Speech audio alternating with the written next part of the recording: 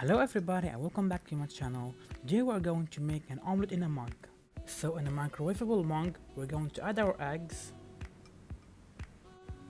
then olive oil,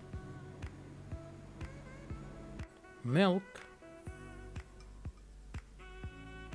and diced tomatoes,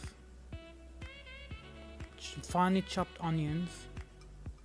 We're going to season with Italian seasoning, dried oregano, garlic powder, chili flakes, and salt and pepper. We are going to give this a good whisk, but make sure you don't over whisk.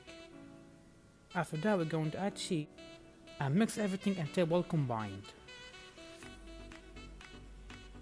We're going to place it in the microwave for about 2 minutes. After that we're going to take it out and mix it another time and microwave for another 2 minutes until it's cooked through. We are going to garnish with tomatoes and green onions. Hope you guys enjoyed this video and see you in the next one. Thanks for watching.